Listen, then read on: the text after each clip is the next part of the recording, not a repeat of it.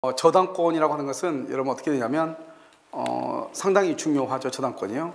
저당권을 알아야만이 사실 이제 물권이 완성되는 것인데, 원래 공부를 할 때는 저당권부터 공부하는 게 원칙이에요. 책의 순서가 맨 마지막에 있으니까 마지막에 하는데, 다음에 공부할 때는 어떻게 하냐면 저당권을 먼저 공부하고 그 다음에 지상권, 지역권, 전세권, 유치권 이것을 공부할 거예요. 그러면 이해가 정말 빨라요. 지금 이제 우리가 다 공부했으니까요. 이제 먼저 보시면 저당권이죠. 자, 저당권자는 채무자 또는요 제3자, 제3자를 뭐라 한다? 이것을 물상보증인이다 이렇게 얘기해요. 물상보증인, 점유를 이전하지 않고, 무슨 말이죠? 점유하지 않는다 이 말이죠. 우리가 점유하지 않는 거 두 가지가 있죠. 뭐가 있죠? 점유하지 않는 거 두 가지. 하나는 뭐 유치권, 또 하나는 뭐 저당, 저당권하고 뭐하고 지역권하고. 저당권하고 지역권은 점유하지 않죠. 그래서 채무의 담보로 제공한 부동산이, 봐봐, 부동산이 뭐는 안 돼요? 동산 안 돼.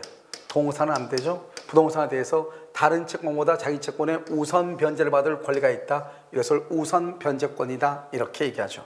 우선 변제권 이렇게 얘기를 해. 자, 무슨 이해되셨죠? 자, 두 번째는요. 여기 보시면 의리가백의 1억 원이죠. 이 1억 원을 채권이라고 하죠. 이 채권은 확정돼 있고 이건 등기를 해야 되죠.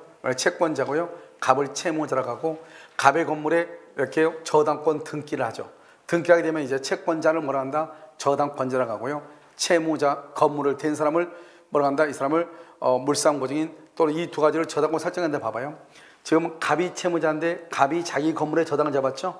그러니까 이 갑은 채무자면서 설정자가 되는 것이고요. 그다음에 갑이 돈을 빌렸는데 갑의 물건이 없어가지고 A의 것, 제3자 것을 제공한 경우가 있죠.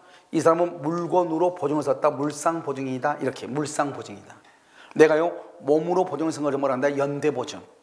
여러분 들어봤죠? 그걸 인적보증이라고 하고 물상보증. 그럼 물상보증하고 연대보증의 차이는 뭐냐면, 만약에 이 사람이 지금 을한테요 1억을 지금 채무를 졌잖아요. 연대보증은 갑이 만약에 돈을 갚지 못하면 연대보증인이 1억 원을 돈을 갚아야 돼. 근데 물상보증은요, 이 건물이 경매해봤자 6천만 원밖에 안 돼. 그럼 이 사람은요 1억인데 나는 6천만 원까지만 책임을 지는 거예요. 물건 값으로만 책임을 져. 만약에 이 물건이 1억 6천이야. 그럼 1억 갖고 6천이 남죠? 그건 내가 다시 가져오는 거예요. 이걸 물상보증이라고 그래. 물건으로만 보증을 쓴다 이런 말이죠. 이것을 무슨 보증이라 한다? 물상보증이다 이렇게 얘기를 하는 거예요. 무슨 보증? 물상보증이다 이렇게. 그럼 이게 등기하죠? 이걸 주된 권리라고 하고, 저당권을 종된 권리라고 하고요. 그럼 이런 주된 권리가 있고 종된 권리가 있죠. 이것을 성립상의 부종성이라고 그래요. 그러니까 뭐냐면 채권이 있고 그 다음에 저당권이 있다 이 말이죠. 그럼 채권이 없으면 저당권이 있을 수 없다 이 말이죠. 그러니까요 채권자만 저당권자가 될 수 있고, 채무자 갑만 채무자가 되지 다른 제3자는 채무자가 될 수가 없는 거예요. 우리가 아까 전세권에서 뭘 배웠냐면, 제3자를 전세권자로 하려면 뭐가 있어야 된다? 갑과 을과 병간에 뭐가 있어야 돼? 합의가 있어야 된다고 그랬죠. 그러니까요 채권자가 아닌 사람은 원칙적으로 저당권자가 될 수가 없는 거예요. 그런데요 채권자는 을인데 저당권자는 병으로 하고 싶어. 그러면 갑하고 을하고 병하고 3자 간에 합의가 있어야 돼. 그런데 여기는 봐봐, 채권자는 돈 빌려준 사람 을인데 병이 저당권자가 될 수 있는 거 안 되죠. 왜요? 병은 갑한테 돈을 빌려준 적이 없으니까. 없다는 말은 채권이 없다 이 말이죠. 채권이 없으니까 저당권이 있을 수가 없죠. 그런데 을이 돈을 빌려줬는데 저당권자는 병으로 할 수 있는가? 할 수 있다 이 말이죠. 뭐를 하게 되면요 그것은 합의가 있으면 가능하다 이 말이죠. 그래서 성립상의 부종성이라고 하고요. 주된 권리죠. 지금요 여기요 이 을이 갑에게 가지고 있는 채권을 병한테 넘겨. 그러면 채권이 넘어가죠. 주된 권리가 이전되면 아무 말 없으면 종된 권리도 같이 병한테 이전이 되는 거예요.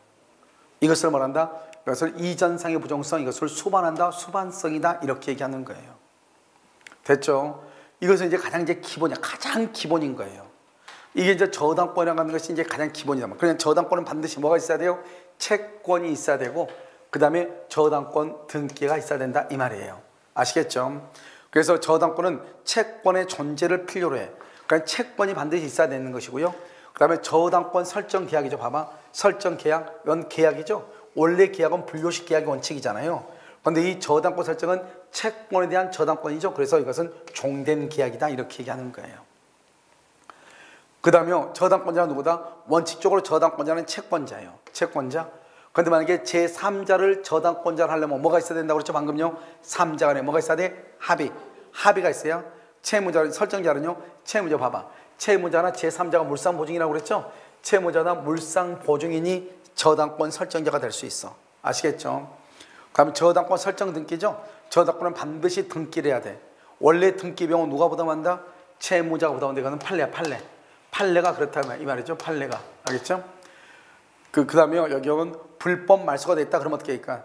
저당권자는 저당권을 상실하지 않고 말소된 등기의 회복 등기. 우리가 불법 말소면 말소 회복 등기를 청구하죠. 말소 회복 등기를 누구한테 청구한다? 말소 당시 소유자. 말소 당시 소유자한테 청구하는 것이다. 이 말이죠. 자, 그럼 봐봐요. 저당권 등기가 불법으로 말소가 돼도 저당권은 상실하지 않는다. 왜 그러냐? 우리가 등기는 효력 전송 요건이에요? 효력 발생 요건이에요? 효력 발생 요건이죠. 그래서 등기는 효력 발생 요건이다. 이 말이죠. 효력 발생 요건이기 때문에요. 그렇다 이 말이죠. 자, 회복 등기가 맞춰지기 전이죠. 우리 여기 봐봐. 원래 불법 말소가 되면 회복 등기를 해야 되는데 회복 등기가 맞춰지기 전, 회복 등기가 있기 전 이 말이죠. 그래도 여전히 적법한 권리자로 추정이 되죠. 등기는 효력 발생 요건이니까. 그 다음 우리가 말소 회복 등기를 누가 한다? 말소 당시 누구한테? 소유자한테 한다. 만약에 저당물이 불법 말소가 된 상태에서 회복 등기를 해야 되는데 회복 등기를 하기 전에 경매가 되면 어떻게 돼? 경매가 되면은 더 이상 회복 등기를 청구를 못하는 거예요. 왜요? 아까 우리 얘기했죠? 우리가 저당권이라는 것은 말소 기준 권리에 해당한다 이 말이죠. 말소 기준 권리에 해당한다는 말의 뜻이 뭐예요? 그 말은 경매가 되면은 무조건 저당권을 소멸한다 이 말이죠. 만약에 불법 말소가 되면은 저당권을 상실하지 않죠. 상실하지 않으니까 말소 회복 등기를 해야 되죠. 그런데 회복 등기를 했다 할지라도 경매가 되면은 저당권을 소멸해야 되죠. 그러니까 결국 회복 등기가 맞춰지기 전이라고 할지라도 여전히 그 사람은 저당권을 가지고 있는데 경매가 돼버리면 회복 등기가 됐다 할지라도 어차피 말소가 돼야 되는 거잖아요. 그러니까 회복 등기가 되기 전에 경매가 됐다 할지라도 저당권은 당연히 소멸한다. 따라서 더 이상 회복될 수가 있다 없다? 없다 이렇게 얘기하는 거예요. 알겠죠? 그 다음에 저당권의 객체. 여러분 저당권은 어디에다 저당을 잡을 수 있는가? 이게 문제죠. 여러분 저당권은요 부동산이면서 뭐를 해야 돼요? 등기나 등록을 해야 돼. 부동산이면서. 그래서 저당권은 뭘 하지 않는다? 점유를 하지 않아요. 점유하지 않는데 반드시 뭐는 해야 된다? 등기나 등록은 해야 되는 것이에요. 알겠죠? 그래서 우리 민법상은 뭐죠? 일필의 토지 일동이 그러니까 일필지 일동이라고 됐죠? 일동의 건물의 일부 안 되는 거예요. 토지의 일부 안 돼. 알겠죠? 그 다음에 지상권, 전세권. 지상권, 전세권 뭐죠? 권리죠? 권리 위에도 저당을 잡을 수 있고 공유 지분, 지분도 등기하죠? 지분 위에도 저당을 잡을 수 있는 거예요. 그러니까 우리는 등기나 등록을 하면 다 저당을 잡을 수 있다 이런 말이에요. 그 다음에 토지의 일부죠. 토지의 일부는 원칙적으로 돼야 안 돼요? 안 돼요. 그래서 토지의 일부는 저당권의 객체가 될 수 없고 일도의 건물의 일부는요. 일부는 구분 소유권 아파트의 객체는 되죠. 아파트 객체. 알겠죠? 그래서 이렇게 분할 등기 없이는 저당권의 객체가 될 수가 없는 거 원칙적으로. 집합 건물의 대지인 토지죠. 집합 건물의 대지인 토지는 이걸 우리 뭐란다? 대지 사용권이라고 얘기하죠. 대지권. 이것은 구분 소유권. 구분 소유권 뭐죠? 그것은 전유 부분이죠. 전유 부분과 분리해서 저당권의 목적을 할 수가 없는 거예요. 이것은 정확한 것이고요. 그 다음에 이제 특별법상으로는요. 임목법에 의한 임목, 광업법에 의한 광업권, 수산업법에 의한 어업권이라고 하는 것이 있어. 그 다음에 공장재단, 광업재단, 자동차 항공기 봐봐요. 자동차 항공기 선박건설기계죠. 이것을 우리는 뭐란다? 준부동산이다 이렇게 얘기해. 준부동산 또는 무슨 부동산을 한다? 준을 뭐란다?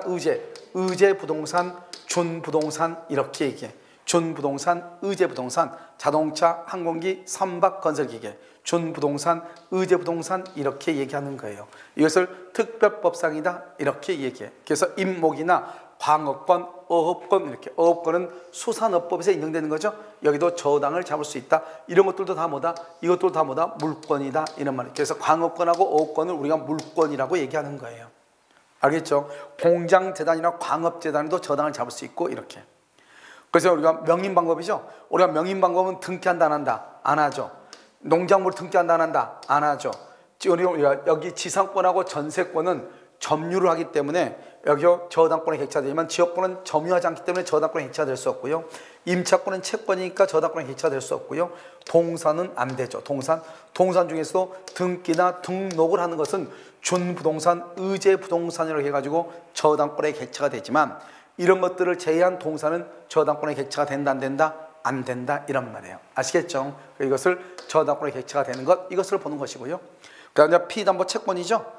우리가 이제 채권이 있어야지만이 뭐가 있다? 저당권이 있다고 그랬잖아요. 자, 채권은 대개는 무슨 채권이다? 금전채권이죠. 보통 금전채권이지만 이러면요, 저당권을 실행할 때, 경매를 할 때 금전채권으로 되어 있으면 돼. 이게 무슨 말이냐? 봐봐. 이러면 혹시요, 내가 지금 시험 공부를 하고 있는데요. 공부를 하고 있는데 목사님이나 뭐 신부님이나 뭐죠, 또는요 그 스님이나 무당한테요 기도해달라고 하는 사람이 있어 없어? 있죠 지금. 알겠죠? 그래서 내가 합격하면 내가 암자를 하나 지어줄게, 이런 사람이 있어 없어? 있죠. 그 암자 지는데 3천만 원 정도 든다 이 말이죠. 그런데 이 스님이 지금요 열심히 기도하고 있는데 불안해. 왜요? 저 사람이 합격하고 난 다음에 내가 열심히 해서 합격했지 스님이 기도한 게 뭐 있냐, 증거를 대라. 그러면 증거가 어디 있어? 알겠죠? 새벽 3시에 일어나서 기도하는데 증거가 어디 있냐고. CCTV 다뤄놓을 수도 없고 그렇잖아요. 그러니까 그때 이제 어떻게 하는 것이다. 이 3천만 원을 이 스님이 말하냐, 너 그러면 합격을 조건으로 네 아파트에다가 피담보 채권 3천만 원하고 조건은 합격을 조건으로 이렇게 좀 저당을 잡아달라 이 말이죠. 그래도 만약에 암자 안 지어주면 어떻게 하면 된다? 그 집 경매해가지고 3천만 원 받아가지고 내가 지으면 되니까. 그러니까 우리가 기도한다. 기도하는 것은 현재는 현재는 이것은 돈이 아니잖아. 금전채권이 아니죠. 하지만은 나중에는요 돈으로 바뀔 수가 있어 없어? 있잖아. 얼마로? 3천만 원으로. 그러니까 나중에 돈으로 바뀔 수 있으면 다 된다 이 말 아니에요 지금. 알겠죠? 이것도 저당권의 객차가 될 수 있다. 그 다음에 우리가 이제 채권이 실제 가격하고 등기된 가액. 채권이 실제는 1억인데요 등기는 8천으로 되어 있거나 실제는요 8천인데요 등기는 1억으로 되어 있을 때 그럼 어떡할 거야 이건? 알겠죠? 그럼 여기는 어떻게 해요? 우리는 당사자는 채권만큼 등기를 해야 되는 원칙이거든요. 그런데 채권은 1억인데 등기는 8천 그러면 안 되잖아요. 알겠죠? 그래서 이것은 우선 변제를 할 때는 어떻게 해야 돼요? 항상 우리는 우선 변제는 등기된 범위에서만 주장할 수 있는 거예요. 우리는 채권이 1억이라 해서 1억 다 저당으로 잡을 필요 없어. 1억 중에서 8천만 원만 저당을 잡을 수도 있거든요. 알겠죠? 일부만. 그러니까요 등기된 가액 범위 내에서 유효인 것이에요. 그런데 실제 가액하고 등기는 실제는 8천인데 등기는 1억이 돼서 말이 돼 안 돼? 안 되죠. 이런 경우는 실제 가액에 따른다 이런 말이에요. 아시겠죠? 여기서 보시고 그 다음에 여기서 보면 여러 개의 채권에서 한 개의 저당을 잡을 수 있다. 그러니까 갑이 처음에는요 100만 원 빌려줬어. 50만 원 빌려주고 70만 원 빌려주고 200만 원 빌려주고 그렇게 다 모으다 보니까 800만 원이야. 그럼 800만 원 한 개로 저당을 잡을 수 있잖아요. 여러 개를 묶어서. 그 다음에 채권의 일부만, 여기 채권 일부만이 뭐예요? 실제는 1억인데 등기는 8천이 돼 있다고 그랬죠? 그럼 1억 중에서 8천만 원만 저당을 잡을 수도 있다 이 말이죠. 그럼 등기된 범위 내에서 인정된다 이 말이에요. 그 다음에 채권자가 다른 여러 개의 독립된 채권도 하나의 채권을 할 수 있다. 갑은요 200 빌려줬어. 을은요 100 빌려줬어. 병은요 200 빌려줬어. 그러니까 이 세 사람이 묶어가지고 하나의 저당을 잡을 수 있다 이 말이죠. 그러면 얼마죠? 500이죠? 500이니까 5분의 2, 5분의 1, 5분의 2잖아요. 이것을 말한다. 저당권은 권리죠. 권리를 여러 사람이 같이 가는 것을 준공유라고 얘기하는 거예요. 물건을 여러 사람이 같이 가는 것을 뭐라 한다? 공유라고 하는 것이고, 권리를 여러 사람이 같이 가는 것을 뭐라고 한다? 준공유다 이렇게 얘기를 하는 거예요. 그 다음에 장래, 증감, 변동하는 불특정 다수의 채권이죠. 이러면 장래 증액하고 감액되죠. 불특정이죠. 특정이요. 불특정 다수의 채권이죠. 이것도 뭐라 한다? 근저당이 가능하다 이 말이에요. 근저당이 가능하다 이 말이에요. 자, 그리고 조건부, 기한부죠. 여러분 이것은 조건부하고 기한부죠. 그래서 조건부, 기한부 채권도 가능하다, 다 가능하다 이 말이죠. 알겠죠? 그 다음에 피담보 채권 자체는 이해관계 내에 승낙이 있으면 변경할 수 있고요. 이때 변경했을 때는 뭐가 한다? 부기등기. 이때 이해관계가 있을 때고 없을 때는 승낙을 받을 필요가 없죠. 무슨 말이냐면 이런 것이죠. 우리가 이제 저당권은 울구에다 하는 거죠. 울구에다가요. 1번 울구에다 1번 A가요. 피담보 채권 1억인데요. 2천만 원을 더 증여하고 싶어요. 2천만 원을. 그럼 어떻게 한다? A가요 2천만 원 더 증여하면 되는 거잖아요. 이렇게요. 1억 2천이 되는 거죠. 그런데 만약에 이 중간에 여기에 X라고 하는 사람이 있다 해봐. 저당권자가 있는데 1억 2천으로 올리고 싶어. 그럼요 이 X의 승낙이 있어야 된다 이 말. 승낙이 없으면요 여기 3번 그래가지고 여기 A가요 2천만 원 이렇게 또 해야지. 이렇게 칭업. 알겠죠? 그래서 이것을 얘기하는 거죠. 자, 성립상의 부정성. 우리가 성립상의 부정성은 뭐죠? 채권이 있어야 뭐가 있다? 저당권이 있다 이 말이지. 알겠죠? 그래서 여기가 1억이죠? 1억이고 저당권 등기라고 이거 저당권자가 됐죠? 그럼 이건 주된 권리고 종된 권리죠? 주된 권리가 있어야 종된 권리가 있는 거죠. 성립상의 부정성이죠. 그러니까 봐봐요. 채권이 있어야 저당권이 있다 이 말이죠. 그럼 을이 만약에 채권자가 아니라고 해봐. 을이. 그럼 저당권이 있을 수 없죠. 갑이 만약에 채무자가 아니라고 해봐. 그럼 저당권이 있을 수 없죠. 그래서 뭐라고 하냐? 제3자를 채무자, 제3자를 저당권자로 할 수가 없는 거예요. 알겠죠? 왜요? 제3자가 채무자가 된다 그러면 그 사람한테는 돈을 빌려준 적이 없다 이 말이잖아요. 그래서 어떻게 하느냐? 여기서 중요한 것은 뭐냐면 여기서 봐봐. 채권의 담보로 해서 근저당권을 설정한 경우 제3자 명의로 근저당권 등기를 한 데 대해서 채권자, 채무자, 제3자 사이에 뭐가 있어야 돼? 합의. 합의가 있어야 제3자 명의의 근저당권 등기가 유효다 이 말이죠. 그러니까 원래는 누가 된다? 채권자만 저당권자, 근저당권자가 될 수 있고요. 갑만 채무자가 될 수 있는데 제3자는 A잖아요. A는요 을한테 돈 빌린 적이 있어 없어? 없죠. 그러니까 A가 채무자가 된다 하더라도 A는 을한테 돈을 빌린 적이 없으니까 돈을 빌린 적이 없다는 말은 결국은 채권이 있다 없다? 없다 이 말이죠. 채권이 없으면 저당권이 있을 수가 있다 없다? 없다 이 말이잖아요. 그러니까 일단 채권이 있어야 저당권이 있는 것이니까 채권이 있다는 것이 아주 중요하다 이런 말이에요.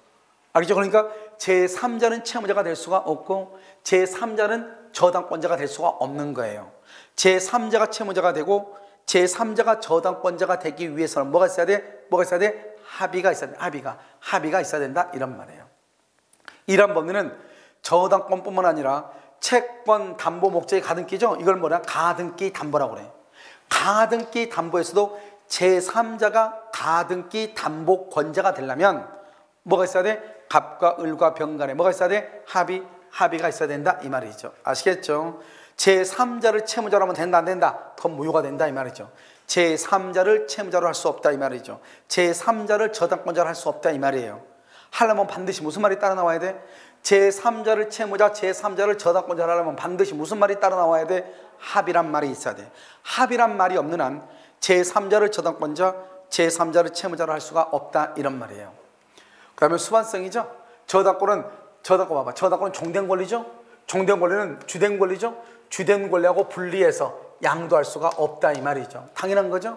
저당권은 종된 권리는 오직 주된 권리가 있어야 존재하는 거잖아요. 그래서 여기 보시면 갑하고 1억 원에서 채권이 이렇게 있죠. 저당권 등기를 했죠.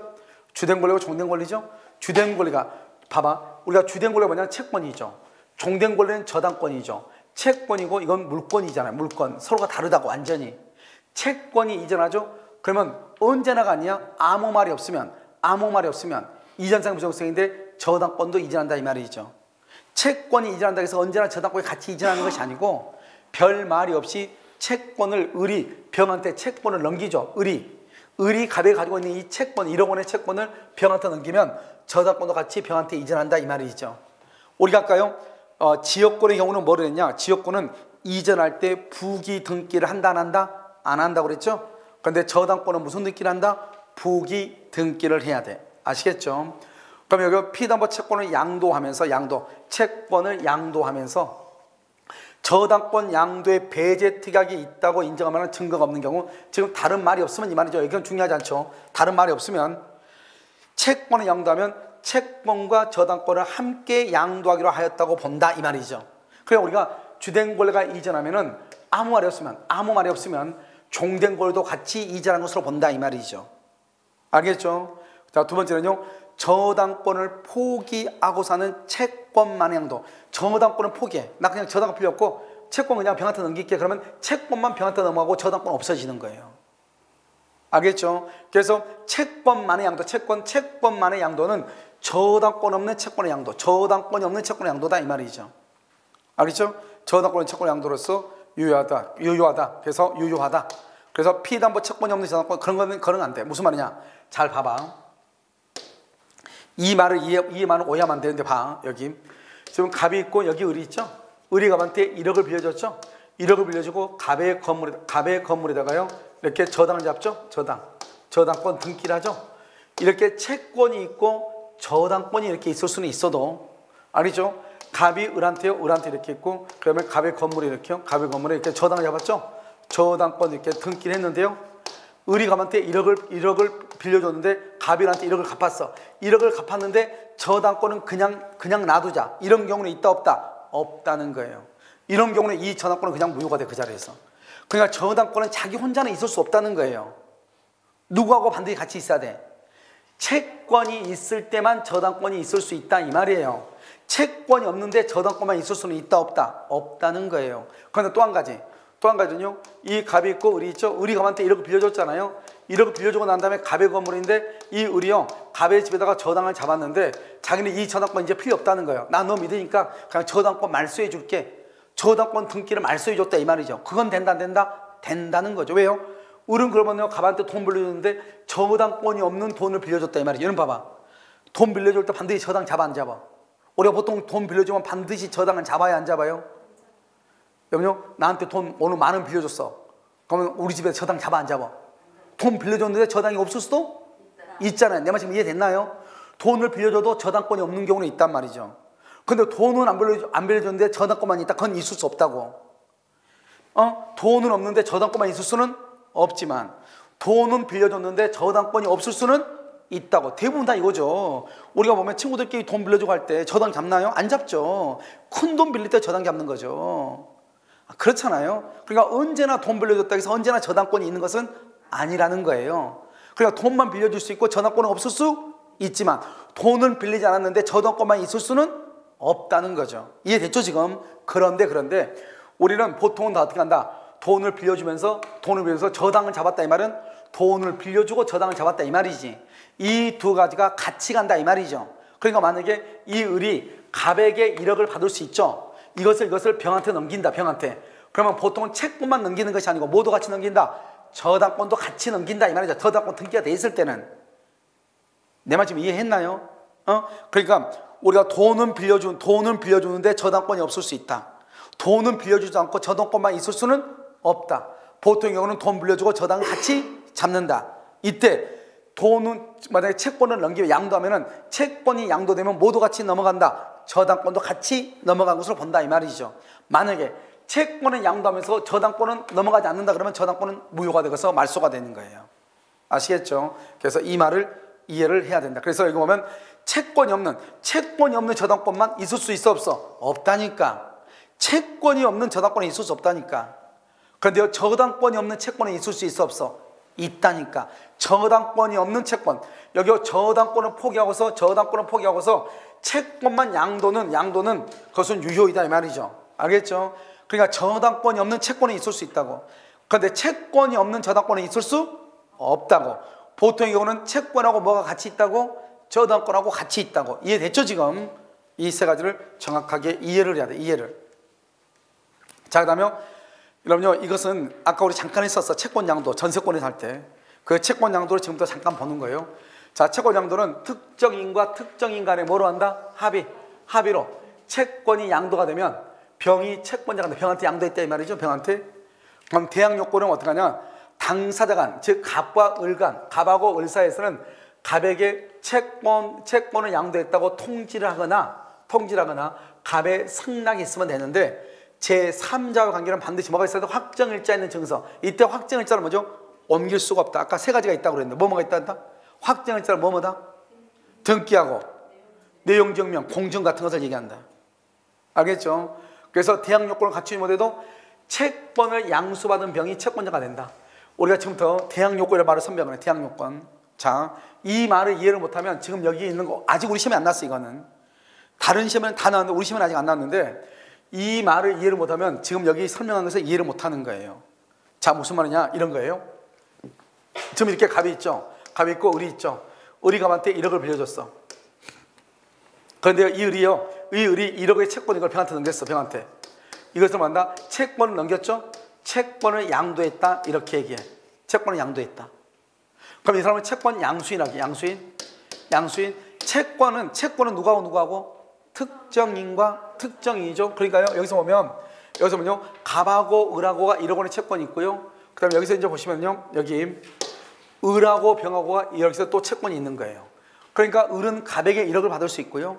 병은요, 을한테 1억 원의 채권을 양도받은 거예요. 알겠죠? 그럼 어떻게 해야 돼요? 이제 병이 갑한테 가서 돈을 받아야 되겠죠? 그럼 병이 갑한테 갔더니 갑이 뭐라고 그래요? 나는 당신 누군지 모르는데 이렇게 얘기할 거 아니에요. 알겠죠? 그러니까 어떻게 해야 돼? 채권을 양도할 당사자 간에는 채권을 갑하고 을 사이에서는 을이 병한테 채권을 양도하면은 그 을이 병한테 채권을 넘겼다고 하는 것을 갑한테 알려줘야 돼. 통지하거나 갑이라는 사람의 상락이 있으면 된다 이 말이죠. 그러면은 병이 가서 갑한테 돈 받을 수 있다 이 말이에요. 알겠죠? 그러니까 우리 병한테 그래서 갑한테 전해가지고 야, 내가 너한테 채권 내가 급해서 병한테 일단 돈 1억 빌리면서 넘겼거든. 그럼 너 10월 1일에 돈 갚을 때 나한테 갚지 말고 병한테 갚을래? 이렇게 통지했다 이 말이죠. 그러면 채권이 누구한테 넘어갔어? 을에서 병으로 넘어갔죠? 알겠죠? 그래서 을이 병한테 넘어가고 이 병이 채권자가 되는 거예요. 그럼 병이 채권자예요. 그냥 병이 채권자. 그런데 갑이 그걸 갑한테 통지한다는 건 통지를 안 한 거예요. 그러면 어떻게 되겠다? 그러든지 말든지 을은 병한테 갑에 대한 1억 원의 채권을 넘겨받았죠? 이 사람이 일단 채권자인 거예요. 채권자인데 을이 갑한테 그것을 통지를 안 했어. 통지를 안 하면 뭐를 못한다? 대항을 못해. 대항을 못한단 말은 병이 갑한테 가서 돈 달라고 하면 갑이 뭐라고 그래? 나는 당신 누군지 모르는데 못 줘? 이렇게 얘기한다 이 말이죠. 그러든지 말든지 여전히 누가 채권자다? 병이 채권자다 이 말이죠. 채권자인데 주장을 못한다 이 말이에요. 그 말을 뭐라고 표현한다? 대항하지 못한다 이렇게 표현을 하는 거예요. 그 다음에 자, 이번에는 뭐냐면 이번에는요, 봐봐. 이번에는 여기 지금 이제 갑이 이렇게 있고요, 여기 을이 있잖아요. 을이 갑한테 1억이 줬잖아요. 1억을 줬는데 이 을이요, 이것을요 2월 1일 날 병한테 넘겼어. 병한테 넘겼는데 여기요 또 누가 있냐면 A라는 사람이 있는 거예요. A라는 사람. A라고 하는 사람이요, 을한테 돈 1억을 빌려준 사람이 있는데 이 사람이요, 을이 돈 안 갚으니까 을이 갑한테 받을 돈 1억. 이 1억에 대해서 이 사람이요 3월 1일 날 압류가 딱 들어온 거예요. 압류가 딱 들어온 거예요. 이 사람은 2월 1일 날 병한테 넘기고 그것을 갑한테 통지했어. 갑한테 알려줬다 이 말이죠. 갑한테 병한테 돈 갚어 이렇게 2월 1일 날 그랬단 말이죠. 그런데 이 A는요 3월 1일 날 이 채권에 대해서 압류를 딱 건 거예요. 그럼 지금 누가 지금 생겼죠? 지금 제3자가 생겼죠? 제3자가 생기면 그럼 어떻게 되느냐? 제3자가 생기면 이 사람은 누군데? 채권을 넘겨받았으니까 이 사람은 채권자인데 알겠죠? 그래서 갑한테 자기한테 돈 갚으라고 할 수는 있다 없다? 없다는 거예요. 왜요? 우리가 제3자가 있으면 뭐가 중요해요? 확정일자는 등기나 내용증명이나 공증이나 하는 것이 이 사람이 무조건 1번이야. 내가 먼저 넘겨받았지만 나는 지금 등기가 했어 안 했어? 안 했죠. 압류나 감류는 등기거든. 등기. 이 사람이 등기했잖아요. 등기한 사람이 무조건 먼저 되는 거예요. 이 사람도 등기했다. 그러면 누가요? 만약에 2월 1일 이 사람도 등기했다. 그럼 누가 빨라? 병이 빠르죠. A는 2월 1일인데 등기했어 안 했어? 안 했죠. 안 하면 누가 빠르다? 압류한 사람이, 등기한 사람이 먼저 무조건 1등인 거예요.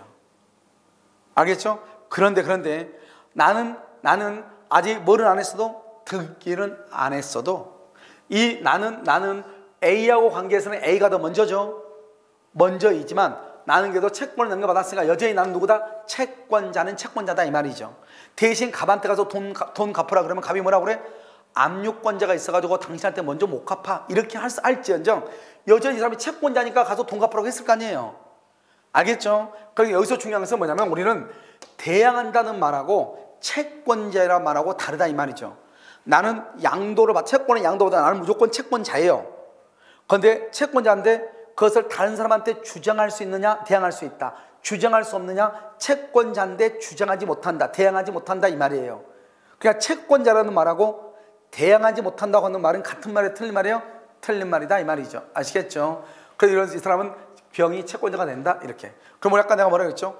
채권자가 뭐가 될 수 있다? 저당권자가 될 수 있다 이렇게 얘기했잖아요. 아시겠죠? 자, 그래서 여러분 보시면 자, 저당권을 이전할 목적으로 하는 물권자 합의와 등기. 저당권을 넘기기 위해 하는 물권자 합의와 부기등기. 등기가 있어야 저당권이 뭐가 된다? 이전하는 거예요. 알겠죠? 저당권 이전을 해. 그런데요, 이 물권자 합의가 뭐죠? 합의란 말은 뭐죠? 합의란 말은 계약이죠? 계약이란 말이 뭐예요? 채권이죠.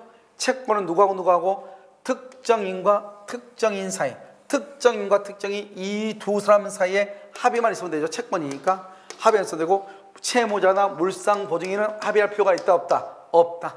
그래서 우리가 저당권을 이전을 해야 되잖아요. 그러면 저당권을 넘기려면 내가 너한테 저당권 넘겨줄게 이렇게 합의가 있어야 되거든요. 합의를 할 때는 넘겨줄 양도인하고 넘겨받을 양수인하고 두 사람 사이에 합의만 있으면 되는 거예요. 알겠죠? 그러니까 왜냐하면 이 저당권을 이전한다는 말은, 저당권을 이전한다는 말은 물권을 이전하기로 합의를 했단 말이고, 합의란 말은 계약이란 말이고, 계약은 채권이란 말이고, 채권은 특정인과 특정인 이 말이에요. 그러니까 계속 지금 나오죠. 물권은 사람이 물건을 지배할 수 있다 이 말이고, 채권은 특정한 사람과 특정한 사람 두 사람 간의 문제다 이 말이고, 그러니까 저당권을 넘기는 것은 을하고 병하고 두 사람 간의 합의니까 을하고 병 간에만 합의가 있으면 되고, 다른 사람은 합의를 할 필요가 없다 이런 말이에요. 이건 우리 시험에 나왔죠? 알겠죠? 아주 중요하죠. 시험에 나왔으니까요. 알겠죠? 자, 그다음에 여기 이제 방금 이거예요. 지금 여기 봐봐. 이 사람이 지금 대항 요건은 갖추지 못해도 채권을 양수받은 사람이 채권이라고 돼 있죠. 이 말이 저는 이걸 얘기해. 이거 봐봐. 채권을 저당권하고 함께 양수를 해서, 누가요? 병이요? 그런데 문제는 뭐냐면 저당권은 이전한다고 등기했어. 등기했는데 뭐는 갖추지 않았다? 채권에 뭐를 갖추지 않았다? 채권 양도의 대항 요건을 갖추고 있지 않다. 대항 요건. 대항 요건은 없어도, 이 사람 아까 말했죠? 대항 요건 없어도 이 사람은 채권자라고 그랬죠? 그러면 채권이 있으면 무조건 뭐가 있다고 그랬죠? 저당권이 있다고 그랬죠? 그러니까 이 사람은 채권을 넘겨받았으니까 대항 요건은 없어도 채권자라고, 채권자로서 저당권 등기를 받았으니까 저당권자라고, 저당권자니까 뭐를 청구할 수 있다? 경매를 청구할 수 있다 이 말이야. 알겠죠? 이게 중요해. 이게 좀 어려워. 알겠죠?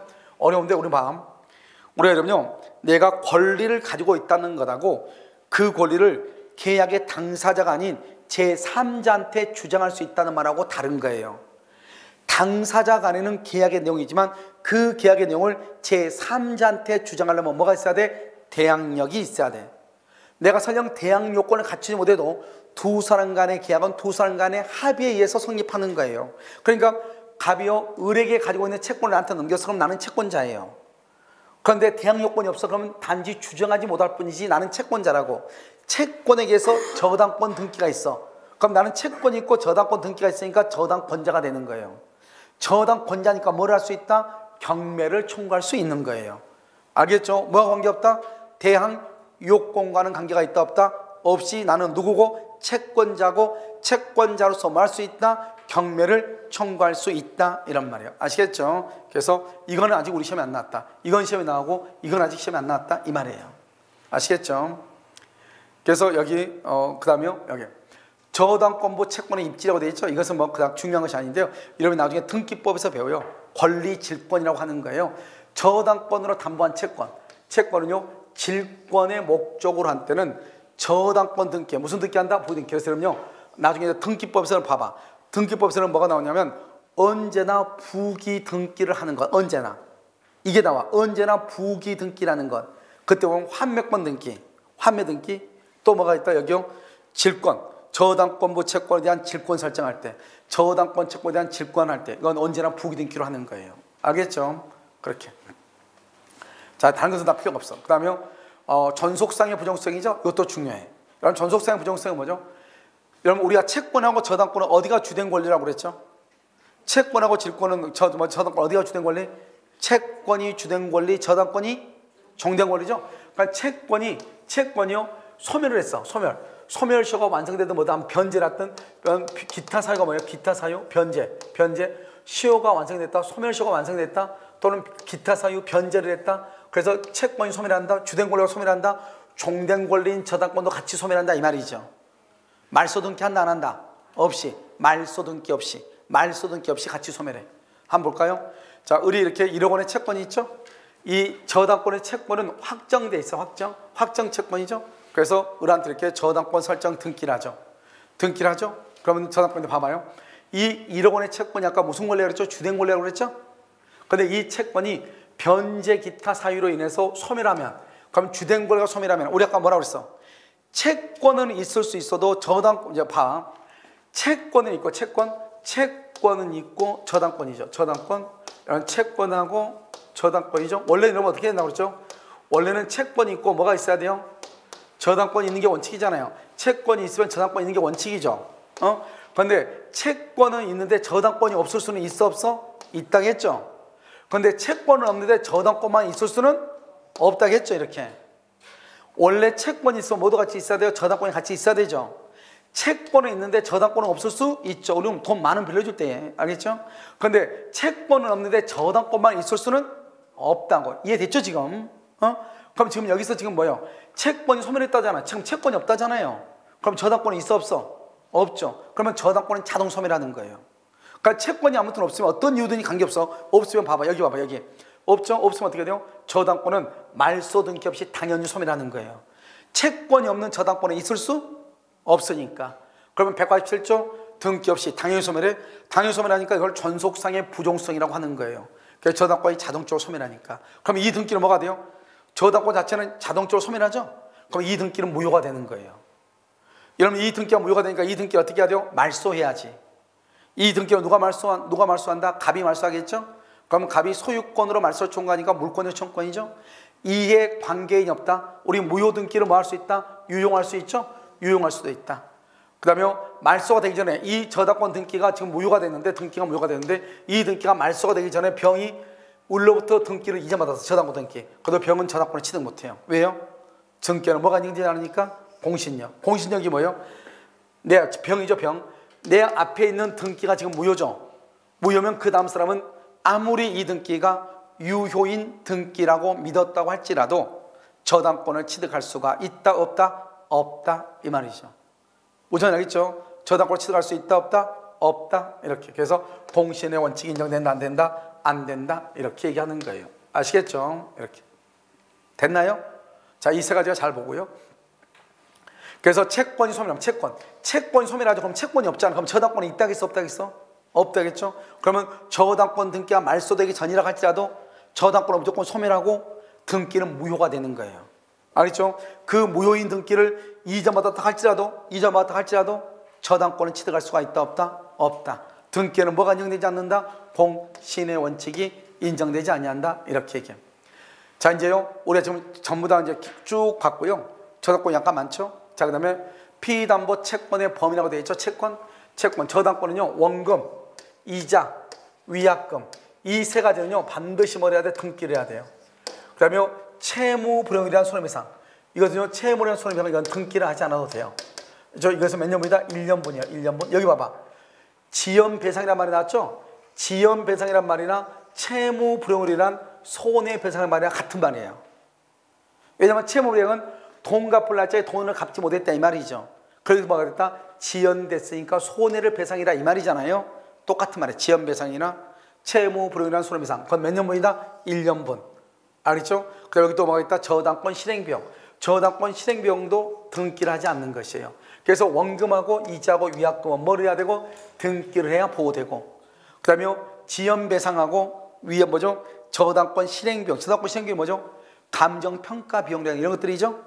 이런 것들은 등기한다 안 한다? 안 해도 된다 이 말이죠. 이걸 360조 봐봐요. 우리가 여기서 종식해야 할 게 뭐냐면, 그럼 저당권은 점유한다 안 한다? 저당권은 점유하지 않죠? 그러면 저당권은 점유하지 않으니까 저당물 보존 비용이란 말이 나와 안 나와? 보존 비용이란 말은 나올 수가 없어. 점유하지 않으니까. 저당물의 하자로 인한 손해배상. 하자로 인한 손해배상의 말이 나와 안 나와? 나올 수가 없죠. 왜? 점유하지 않으니까. 그래서 원금, 이자, 위약금은요, 뭘 해야 된다? 등기해야 보장되고요. 지연, 이자하고 저당권 실행비용은요, 등기한다 안 한다? 안 한다. 근데 여기서 중요한 것은 1년분이라는 것은 뭐냐? 후순위 권리자와의 관계에서 1년분이지 채무자하고 저당권 설정, 여기서 저당권 설정은 누구죠?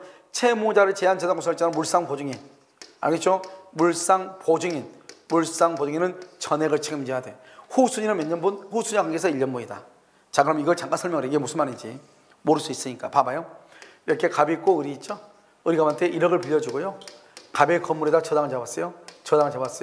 그런데 돈을요 90년 1월 1일부터 93년 1월 1일까지 돈을 갚아라. 쓰고 돈을 갚아라. 3년간. 이자는 한 달에 100만 원이다. 그래서 여기 원금은 1억이죠. 1억. 이자는요 얼마냐면 3,600만 원이죠. 36개월이니까 100만 원씩이니까. 그러니까 이것은 제한 없이라는 것은 만약에 3년을 계약했으면 3,600만 원이고 4년을 계약했으면 4,800만 원이고 이 말이에요. 아무튼 계약한 것 동안은 다 받을 수 있다 이 말이죠. 그 다음에 위약금이죠. 위약금. 위약금은 여러분 뭐란다? 혹시 여러분 은행에다 돈 빌릴 때 중도상환 수수료라고 들어봤어요? 중도상환. 중간에 상환하면 돈 내야 돼 안 내야 돼? 내야 되죠. 여러분 생각을 해봐. 우리가요 생각을 딱 해보면 여러분 여기서부터요 1월 1일부터요 여러분 1월 10일까지 돈 쓴다 해놓고 그러면 길게 쓰면 이자가 커요 적어요? 적죠. 길게 쓰면 이자가 낮죠. 짧게 쓰면 이자가 비싸죠. 그러니까 이자를 적게 하려고 길게 쓴다 해놓고 중간에 돈 갚아버려. 그럼 은행이 손해잖아요. 그러니까 은행은 중도상환 수수료를 해가지고 다시 계산을 해. 한 달을 빌려줄 때 얼마다. 그래서 돈을 받죠. 학원도 마찬가지 아니에요? 학원도 여러분요 1년 하니까 195만 원이다. 예를 들어서 그러면 만약에 한 달씩 하면 35만 원씩이니까 1년 하면 350만 원이잖아요. 무슨 말인지 알겠죠? 그럼 엄청나게 비싼데 195만 원 있는데 갑자기 2달 듣고 그만둔대. 그래가지고 195만 원이니까 10개월이니까 19만 5천 원씩 해서 빼달라. 그럼 말이 안 돼. 안 돼. 그러니까 항상 뭐가 있다? 이것도 역시 마찬가지로 위약불로 해가지고 일단 돈을 환불할 때는 35만 원씩 환불한다 이 말이죠. 그럼 이해됐죠? 이걸 뭐라 한다? 위약금이라고 하는 거예요. 이걸 위약금 특약이라고 얘기하는 거예요. 여러분 지금 이해되셨나요? 알겠죠? 뭐라 한다? 위약금 특약이다 이렇게 얘기를 해. 됐죠 지금? 자 그 다음에 여러분 90년 1월 1일부터 93년 1월 1일까지 이렇게 지금 됐나요? 자 이제 그럼 봐봐 이렇게 했는데 이 사람이 그럼 93년 1월 1일 돈을 갚아야 되는데 94년 95년 1월 1일 날 돈을 갚았다 이 말이죠. 95년 1월 1일 날 그러니까 이게 경매가 된 거예요. 경매가 돼가지고 여기 건물이요 3억에 만약에 경매가 됐다. 그럼 어떻게 할 것인가? 원금 1억하고 이자 3,600원 만약에 안 받았을 때 3,600원하고 이약금이 만약에 1,000만 원 있다 그러면 1,000만 원 하고 이건 등기가 됐으면 그걸 받을 수 있고 원래 지연은 몇 년 지연됐죠? 2년 지연됐죠? 2년 지연해서 일단 1년분만 먼저 받는다 이 말이에요. 2년을 연체했는데 이런 봐봐 이 건물에 의리라고 하는 저당권자만 있어요? 전세권자 임차인이 많을 거 아니에요. 그럼 그런 사람들도 경매되면서 돈을 몇 번 받아야 될 거 아니에요. 그러니까 그런 후순위 그런 다른 후순위를 위해서 일단 1년치만 받아라 이 말이죠. 그리고 후순위가 이제 받겠죠. 후순위가 받고 돈이 남아있으면 다시 1년치를 더 받을 수 있고 남아있지 않으면 못 받죠. 못 받으니까 어떻게 한다? 갑이 다른 재산이 있는가 보죠. 그걸 일반 재산이라고 그래. 다른 재산이 있는가 보고 그 일반 재산에 가서 돈을 받는다 이런 말이에요. 알겠죠? 그러니까 우리가 여기서 1년분이라고 하는 것은 채무자나 물상보증인은 돈을 다 갚아야 되는 거예요. 이 1년분이라는 것은 누구하고 관계해서 1년분이다? 후순위, 다른 사람하고 관계해서 1년분이다 이 말이에요. 여기서는 이게 중요해. 두 번째는 원금, 이자, 위약금은 뭘 한다? 등기를 한다 이 말이 중요하고. 이해되셨나요? 자, 그 다음에 여기 그 다음에 여러분 봐봐 저당물 보존비용이라든가 저당물의 하자라는 수렴이상이라는 것은 없어요. 왜 없느냐? 저당권은 뭐 하지 않으니까? 점유하지 않으니까. 저당권은 점유하지 않죠? 그러니까 저당물을 보존한다. 저당물에 하자가 있다 이런 말은 쓸 수가 없죠. 알겠죠? 그래서 그렇다. 자, 목적물의 범위죠. 저당권이라는 저당 부동산에 부합된 물건하고 종물에 미친다 이 말이죠. 언제나 미치는 것이 아니고 다른 약정이 있으면 그러하지 아니하다 이렇게 돼 있죠. 다른 약정이 있으면 여기는요 부합된 물건과 종물에 미친다. 부합된 물건과 종물에 미친다. 그럼 이런 부합물이 뭐예요? 이 말을 모르면 아무것도 안 돼. 부합물이라고 하는 것은 무엇이냐? 그것은요 독립성이 있다 없다. 독립성이 있어요 없어요? 없다. 독립성이 없는 것을 뭐란다? 부합이다. 부합을 뭐란다? 구성 부분이다. 알겠죠? 구성부를 뭐한다? 물건의 일부다. 물건의 일부. 알겠죠? 이것을 다 같은 말이야. 그러니까 이것은 분리 복구할 수 없다 이 말이죠. 그건 뭐냐면 이것을 페인트다. 페인트. 벽에 있는 페인트. 이런 벽에 있는 페인트를 봐봐요. 페인트는 벽하고 독립해요. 독립하지 않아요? 벽하고 떨어져 있어 같이 붙어 있어. 붙어 있으니까 독립성이 없죠. 그것을 부합됐다고 그래. 그것을 벽의 일부라고 그래. 벽의 구성 부분이라고 그래. 그럼 이런 경우는요 경매하면은 페인트만 따로 경매해요. OX, X죠. 건물을 경매하면 어디까지 같이 따라가요? 페인트도 같이 따라간다 이 말이죠. 이해됐나요 지금? 그러니까 뭐냐면 저당 부동산 건물을 경매하면은 벽에 있는 페인트도 같이 경매가 된다 이 말 아니에요 지금. 이해됐죠? 그래서 지금부터 이걸 설명하면 어떻게 되는 것이냐. 자, 부합물은 독립성이 없다, 부합이다, 구성법이다, 물건의 일부다 이런 말이죠. 자, 저당권은 잘 봐. 저당권을 설정한 전후를 불문해. 설정하기 전이냐 후냐 필요 없어. 저당권을 설정하기 전이냐 후냐 필요 없어. 설정 전후를 불문하고, 알겠죠? 부합된 물건에 무조건 저당권의 일이 미치고, 자, 그 다음에 경매 대상에서 제외시키다 필요 없어. 우리가요 경매 목록에 넣지 않다 필요가 없어. 지금 우리가 뭐냐면, 우리가 그러니까 건물이 이렇게, 여기 봐봐요. 이렇게 이 집이 이렇게 딱 가가지고 이 건물에 경매를 나가는데, 이 건물에 여기 부합물하고 종물이 이렇게 있는데, 감정평가사가 까먹고 이 두 가지를 빼버린 거예요. 알겠죠? 경매 목록에 이걸 두 가지를, 하나는 부합물, 하나는 종물인데 이 건물이 경매가 되는데 이 두 가지를 모르고 뺐다 이 말이죠. 필요 없어요. 빼든 말든 관계없이 이게 만약에 부합물이고 종물이죠. 그럼 이건 경매할 때 이것을 뺐든 말든 관계없이 무조건 다 경락을 받는 거예요. 알겠죠? 그러니까 경매 목록에 넣지 않거나 경락 대상에서 제외시켜도 소유권을 취득한다 이 말은 경락을 받을 수 있다 이런 말이에요. 자, 그 다음에요 여기 재밌는 말이죠. 이 말이 무슨 말이에요 지금요? 여기요 독립물로서 효용을 갖지 않는다. 그럼 뭐다? 뭐가 없다? 독립성이 없다는 거죠. 독립성이 없는 것을 뭐라 한다? 부합이다 이 말이죠. 알겠죠? 그래서 경락에는 부합된 중축 부분의 소유권을 뭐라 한다? 취득한다. 그래서 부합된 중축 부분의 소유권을 취득한다 이렇게 얘기해. 경납할 수 있다 이렇게. 여러분요 여기 이건 조심해야죠. 봐봐. 우리는 뭐냐면 우리는 부동산 있잖아요. 부동산. 이런 부동산은 뭐가 있어요? 부동산은 여기 뭐가 있죠? 토지. 그다음에 뭐 건물 있죠. 그다음에 뭐 임목. 그다음에 명인방법. 그다음에 농작물 이렇게 있죠. 농작물. 이 토지하고 건물하고 임목하고 명인방법, 농작물 이렇게 했죠. 이것은 다 독립성이 있어. 독립성이 있으니까 이제 어떻게 되느냐. 여기서요. 만약에요. 토지에 대한 저당권이죠. 토지에 대한 저당권으로 건물까지 건지 안 돼요. 토지에 대한 저당권으로 농작물도 그건 안 돼요. 서로가 독립이니까. 아까 뭐만 된다고 했죠? 부합물하고 뭐하고 종물만. 부합물하고 종물만 받는 거지. 건물이나 농작물 같은 건 된다 안 된다? 안 된다 이런 말이야. 알겠죠? 그래서 농작물이나 건물 같은 건 돼 안 돼? 안 돼. 알겠죠? 어디 갔어 이거?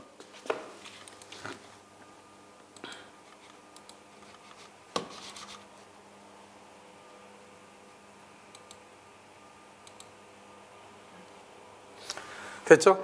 농작물이나 이런 것은 안 된다 이 말이에요. 이해됐죠? 자, 그래서 여기 보면 여기 봐봐. 여기 토지와 여기 뭐라 했죠? 건물. 토지와 건물, 명인방법, 농작물 이렇게 돼 있죠? 여기 보면 토지와 건물, 그 다음에 임목, 명인방법, 농작물은 별개의 독립한 부동산이다. 서로가 별개다. 부합물이나 종물이 아니다 이 말이죠. 그러니까 토지에 대한 저당권으로 건물 등을 경락받을 수 있다 없다? 없다. 이게 또 중요해요. 그 다음에 토지에 대한 저당권은 농작물에는 미치지 않고 무단 식목한 수목. 무단 식목한 수목은요 토지의 부합이죠. 이건 토지의 부합에 토지에 부합하죠. 그러니까 미친다 이 말. 미친다. 알겠죠? 그 다음에 여기 봐봐. 1번은 우리가 저당권 설정 전후를 부분하고 종물에도 만다 미치죠. 설정 후에 전유 부분이 뭐죠? 주된 권리죠. 전유 부분에 대한 권리는 대지상권은 종된 권리죠. 그러니까 우리가 주물 종물의 이론은 권리에도 미친다 이 말이죠. 그 다음에 타인의 대지, 이거 봐봐. 이거 뭐냐면 이런 거죠. 우리가 한번 했었는데 이렇게 갑의 토지죠. 갑의 토지 위에요. 여기요 을이죠. 을이 이렇게 건물을 가지고 있죠. 그럼 을이 그냥 남의 땅 위에다가 건물을 가질 수 없잖아요. 건물을 가지려면 어떻게 해야 돼요? 지상권이나 뭐가 있어야 돼? 임차권이 있어야 되잖아요. 그런데 여기에서 건물에 대한 저당권이죠. 이 저당권은 이 건물의 소유를 목적으로 하는 지상권, 임차권에도 만다 미친다 이 말이죠. 미친다 이 말은 만약에 이 건물에 대한 저당권이 경매가 되죠. 경매가 돼서 병이 경락인이죠. 그럼 이 병은 건물만 경락받은 것이 아니고 모두 경락받는다. 지상권, 임차권도 경락을 받는다 이 말이에요. 경매는 등기한다 안 한다? 안 한다. 등기 없이 이렇게. 아시겠죠? 그래서 타인의 대지 위에 있는 건물에 대해서 저당권이죠. 저당권은 건물의 소유를 위한 지상권, 임차권에도 효력이 많다, 미친다 이렇게 얘기해. 그래서 소유권이 미친다 이렇게. 자, 이렇게요. 갑의 토지에 을이 있죠. 그러면 이 저당권은 지상권에도 미친다, 즉 경고받을 수 있다 이 말이에요. 그럼 과실이죠. 그럼 과실은요, 원래 저당권은 점유하지 않아. 그래서 원래 저당권은 점유하지 않기 때문에 과실을 수취하지 못해요. 언제 과실 수취했다? 압류 후, 압류 후 이게 중요해. 압류 전 절대 안 돼. 압류 후 수취한 과실, 수취할 수 있는 과실, 이 과실을 뭐라고 한다? 이것을 차임, 차임에 미친다. 차임은 법정 과실이에요. 여기서 중요한 키워드는 압류 후예요. 우리가 경매하려면 압류를 해야 되잖아요. 압류 후에 미친다. 압류 전에는 안 돼. 압류 후에 미친다 이렇게. 그런데 이제 여기서 보면 저당권자가 그 부동산에 대한 소유권, 지상권, 전세권을 취득한 제3자에 대해서는 그걸 통지해야 돼. 통지한 후가 아니면 뭐를 못해요? 대항하지 못하는데요. 여기서 더 중요한 것은, 이것보다 더 중요한 것은 여기 압류 후란 말이 더 중요해. 알겠죠? 압류 후 이렇게. 그러면 이제 물상대의라고 돼 있죠. 우리 이제 저당권은 약간 시간이 조금 걸리는데 이거 거의 다 했는데, 이제 물상대의는 뭐야? 봐봐요. 을이 갑한테 1억을 빌려주고 갑의 집에 저당을 잡았어. 그럼 여기 저당을 잡으면 저당권이 멸실, 이 건물이요, 이 건물이 어떤 이유로 멸실되고 훼손되고 공용징수가 돼. 공용징수로 수용됐다 이 말이죠. 이것은 멸회공 이렇게 암기해야 돼. 어쩔 수 없어. 이런 거 싫어하는데 아무튼 멸실, 훼손, 공용징수가 되죠. 그럼 어떻게 돼요? 봐봐. 그럼 저당권은 뭐예요? 저당권은 물건이죠. 그럼 물건은 뭐예요? 물건은 누가? 사람이 뭐를요? 물건을 뭐 할 수 있어? 지배할 수 있죠. 지배. 그런데 봐봐. 물건이 멸실되고 없대. 물건이 멸실되고 없대. 그럼 지배할 것이 있어 없어? 없죠. 그럼 물건이 없어지는 거예요. 그러니까요, 이 건물에다가 을이 저당을 잡았는데 건물이 멸실되죠. 그럼 저당권이 없어지는 거예요. 알겠죠? 그런데 문제는요, 이게 뭐냐면 이것을 가치적 변형물이라고 그래. 이것은 가치적 변형물이라고 하는 것은 뭐냐? 이것은 이 건물이 없어지면서 가치라는 것은 돈으로 바뀌었다 이 말. 돈으로 바뀐 거예요. 그러니까 건물이 없어졌는데 없어지고 아무것도 없는 줄 알았더니 돈이 있는 거예요. 그러니까 멸실에 대해서 화재가 돼서 화재 보험금이 나온 거예요. 그러면 어떻게 한다? 이 저당권은 원래는 건물에 대한 저당권이잖아요. 그런데 이 저당권이 이 화재 보험금 위에 미치는 거, 이걸 물상대의라고 그래. 다른 물건 위에 저당권이 미친다 이 말이죠. 원래는 건물에다 저당을 잡았는데 건물이 멸실되고 건물 대신에 돈이 나왔잖아요. 그럼 이 돈 위에 저당권이 미친다. 돈은 뭐죠? 물건이죠. 물건 위에 이걸 물상이라고 하는 거예요. 대신 저당권이 미친다. 그걸 물상대위라고 얘기하는 거예요. 알겠죠? 그러면 어떻게 해야 돼요? 이 물상대가 있으면, 이 압류가 있으면, 이거 화재보험금이 나왔죠. 화재보험금이 나면 보험회사는 화재보험금을 을한테 주겠어요? 갑한테 주겠어요? 갑한테 주겠죠. 갑의 거니까. 그런데 갑한테 주면 어떻게 해야 돼요? 갑이 을한테 그럼 돈을 갚겠어? 안 갚겠어? 안 갚겠죠. 갚지 않겠죠. 그러니까 어떻게 해야 돼요? 이 갑에게 돈이 지급되기 전에 뭐를 해야 돼요? 압류를 해야 돼요. 가장 중요해. 그래서 이때 압류는 제3자가 압류해도 무방하다 이 말이 중요하고요. 두 번째는 반드시 저당권자가 압류할 필요는 없고요. 세 번째는 언제까지 압류한다? 여기 1번하고 3번이 너무너무 중요해. 채무자 갑한테 지급되기 전까지 압류해야 돼. 그러면 만약에요, 채무자한테 이미 지급을 했다. 그때는 물상대의가 안 돼요. 이미 지급하면은. 알겠죠? 압류 전에 채무자에게 이미 지급됐다. 채무자한테. 그러면 을은 갑한테 그 돈 나한테 돌려달라. 반환해달라고 청구할 수 있고, 제3자한테 지급이 됐다. 그럴 때는요, 반환 청구를 못하는 거예요. 그러니까 이 밑에가 중요한 것이 아니고 여기서 1번하고 3번이 너무너무 중요하다 이 말이죠. 그러니까 우리가요, 이 건물이 지금 뭐로 바뀌었죠? 건물이 돈으로 바뀌었잖아요. 돈으로 바뀌었으면 내가 이 저당권자가 이 보험금 위에 미치는데 만약에 보험회사가 갑한테 돈을 줘버린다 이 말이죠. 갑한테 돈을 주면 갑이 돈을 안 갚을 거 아니에요. 알겠죠? 그러니까 갑에게 지급하지 못하도록 막아야 되겠죠. 그 막는 것을 특정한다고 그래. 그 특정을 압류라고 그래. 압류는 반드시 내가, 저당권자가 반드시 할 필요가 없고 다른 제3자가 해도 무방하다 이 말이죠. 그런데 언제까지 압류해야 돼요? 지급하기 전까지 압류해야 된다. 반드시 뭐만 된다? 멸실훼손 공용징수만 된다. 매매득음이나 차임은 된다 안 된다? 매매득음이나 차임은 안 된다. 월세죠. 차임은 월세고 매매득음 매매죠. 안 된다. 멸실, 훼손, 공용징수다. 그 다음에 압류해야 된다. 압류는 누가 하더라도 관계없는데 만약에 지급하기 전까지 압류한다. 지급하기 전까지. 이 말이 아주 중요하다 이 말이죠. 아시겠죠? 그래서 질권, 저당권을 인정되면 유치권은, 아까로 유치권은 물상대가 있어요 없어요? 없다 이 말이죠. 그 다음에 멸신의 훼손이 저당권자의 잘못이 없어야 돼요. 알겠죠? 과실이 없어야 돼요. 자, 보상금이 지급되기 전까지, 보상금이 지급되기 전까지, 알겠죠? 이렇게. 자, 참고했죠? 참고로 주된 권리, 종된 권리인데요. 아까 했죠? 주된 권리, 종된 권리. 여기서 보면 전유 부분에 대한 저당권은 종된 권리에도 만다 미친다. 알겠죠? 채권이 변제로 소멸하면 저당권도 소멸한다. 그래서 이런 것을 얘기하는 것이고요. 그 다음에 주된 권리, 종된 권리죠. 종된 권리는 주된 권리와 분리양도할 수 없다. 이것은 지금까지 설명했던 것은 한꺼번에 정리해 놓은 거예요. 자, 이제 경매 한번 봐봐. 경매. 우리가 이제 이게 저당권이 경매가 되잖아요. 이것은 여러분 이걸 알아야 뭘 할 수 있냐? 주택임대차 보호법을 할 수가 있어요. 경매 가면 여러분 경매학원 가면 이거 배운단 말이죠. 이거 배우는데 100만 원씩에. 자, 말소 기준 권리는 뭐냐면 여기요. 저당권, 근저당권, 압류, 가압류, 가등기 담보, 경매 개시 등기, 경매 기입 등기. 이걸 말소 기준이라고 그래. 그럼 여기 보면 여기요. 다른 건 놔두고 이거 먼저 봐. 우리가요 이 집이 경매가 된 거예요. 근데 등기부를 보니까 이렇게 딱 돼. 등기부를 보니까. 그러면 경매가 딱 되면 저당권, 근저당권, 압류, 가압류, 가등기 담보 이게 어디가 있나 빨리 찾아. 찾을 때 여기 저당권이 하나 있고 여기 근저당권이 하나 있죠. 두 중에서 제일 위에 있는 게 어디예요? 저당권이죠. 그럼 저당권이 말소 기준이 된다 이 말이죠. 그래가지고 어떻게 된다? 여기서 말소 기준이니까 저당권이 말소 기준이니까 저당권 이하는 다 없어지는 거예요. 그러니까 여기가 전세권이고 지상권이고 임차권이 다 없어지는 거예요.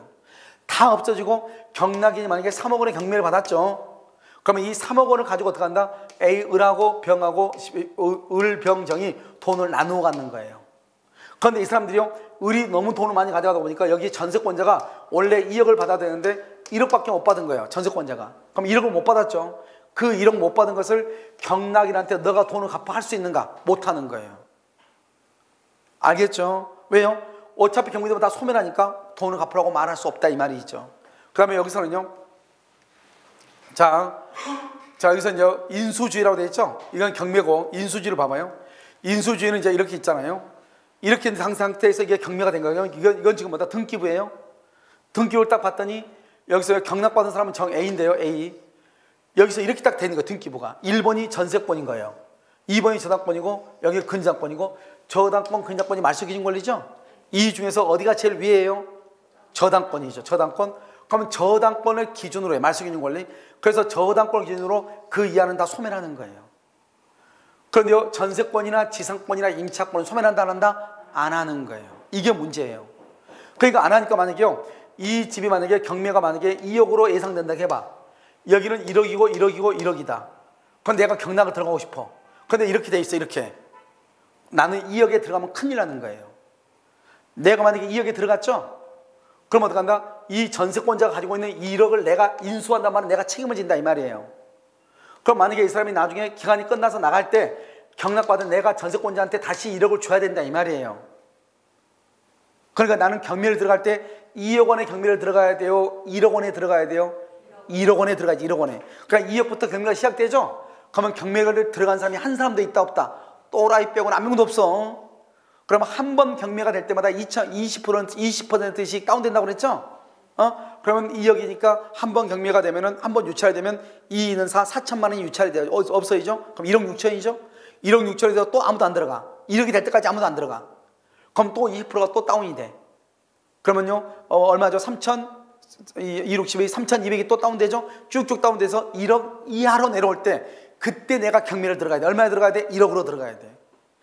내 말 지금 이해됐나요? 그러니까 어떻게 돼요? 이 말소 기준 걸리면 이거 이하는 전부 다 소멸하죠? 그런데 전세권, 지상권, 임차권은 원칙적으로 소멸한다 안 한다? 안 하죠. 안 하면 어떻게 해요? 여기 봐봐. 전세권. 그런데 문제는 전세권자가 뭘 한다? 배당 요구를 해. 배당 요구를 한다 이 말은 전세권자가 뭘 하냐? 1번은 원래 소멸 안 하는데 나 그냥 돈 받고 나갈래 이렇게 전세금 받고 나갈래 이렇게 할 수 있잖아요. 그랬을 때 내가 그냥 2억 원에 들어가면 돼. 어차피 이 사람 나간다가니까. 그럼 여기서 1번부터 다 없어지는 거예요. 무슨 말인지 아시겠죠? 그리고 전세권자는 배당 요구하면 당연히 소멸해. 그래서 여기서 원래는 소멸하지 않아. 그래서 인수된다는 말은 여기 경락인 A가 책임진다 이 말이죠. 그런데요 전세권자가 배당 요구하죠. 그럼 전세권도 소멸하는 거예요. 알겠죠? 임차인은 경락인에게 보증금 반환을 청구할 수 있어. 그러니까 임차인은 나중에 기간이 끝나면 경락인한테 자기 보증금이 1억이다. 이 1억을 경락인한테 주장할 수 있다. 이렇게 주장한다는 말은 뭐라고 한다? 경락인이 책임을 진다. 경락인이 인수한다 이 말이에요. 알겠죠?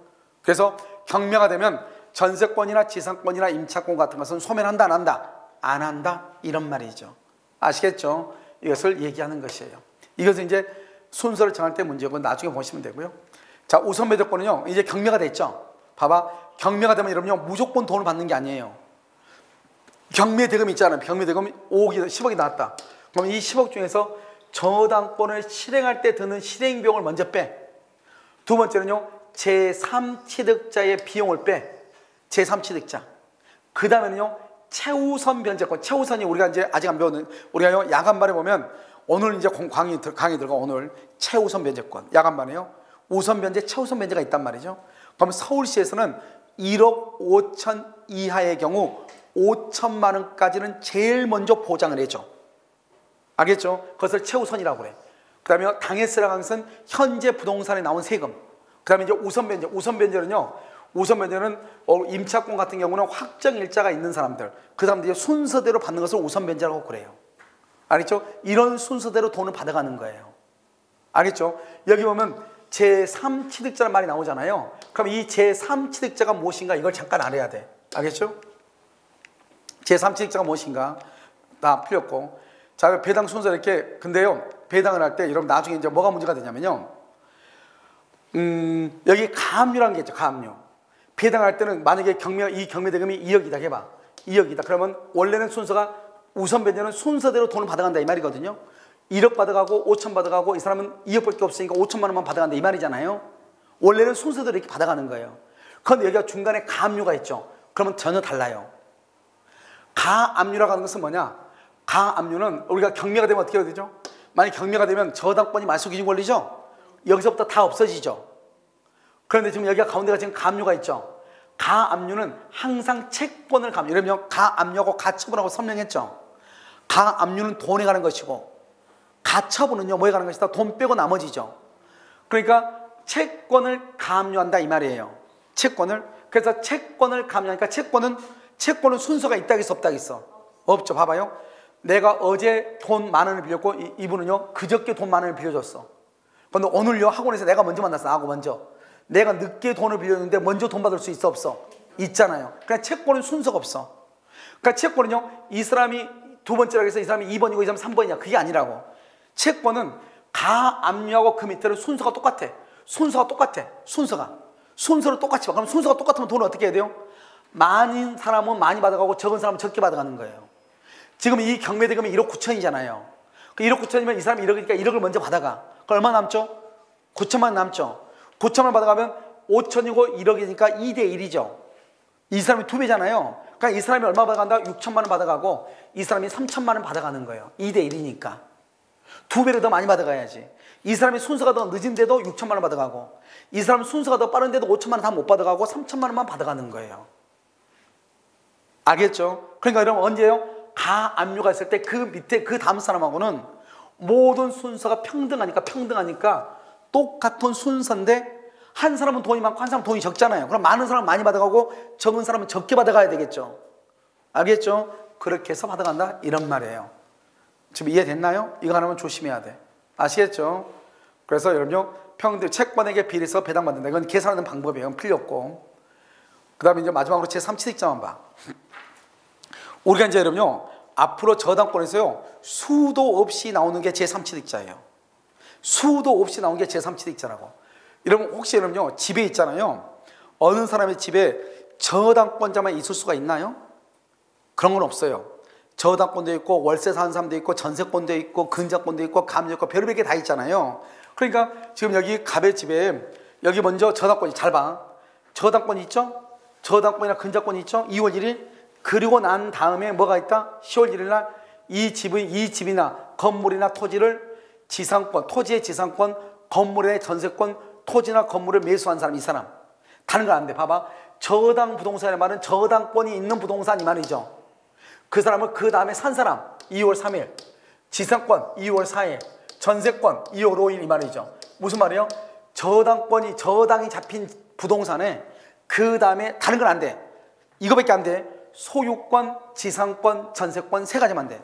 소유권, 지상권, 전세권 세 가지만 돼. 다른 건 안 돼. 알겠죠? 그래서 소유권, 지상권, 전세권을 취득한 제3자, 취득한 제3자 이렇게. 알겠죠? 이 사람을 제3취득자다 이렇게 얘기해. 제3취득자다 이렇게 얘기해. 다시 저당 부동산에 대해서 뭐라는 사람? 저당권이 있는 토지나 건물을 매수한 사람, 지상권, 전세권 다른 거 안 돼? 지역권 돼? 안 돼? 안 돼? 유치권 돼? 안 돼? 안 돼? 이 사람만 제3취득자라고 그래. 알겠죠? 이 사람은 채권을, 담보된 채권을 변제하고 저당권 소멸을 청구할 수 있다 이렇게 돼 있죠. 자, 그러면 이게 이제 무슨 말이냐? 제3취득자죠? 이 사람이 경매 전하고 경매 후하고 다르다 이 말이죠. 경매 후하고. 이걸 완전히 암기해야 돼. 자, 그럼 이게 지금 무슨 말이냐? 봐봐. 이 사람 원래 있잖아요. 이 제3취득자, 이 사람들을 제3취득자라고 그래. 저당권이 있는 부동산을 매수한 사람, 전세나 지상권을 설정한 사람은 제3취득자인데 이 사람들은 저 건물이나 토지가 아직 경매가 되기 전이다. 그러면 이 사람들은 갑이 돈을 빌렸지 이 사람이 돈을 빌린 게 아니잖아요. 그런데 갑이 A한테 빌린 돈을 갚을 날짜가 10월 1일이라고 해봐. 10월 1일.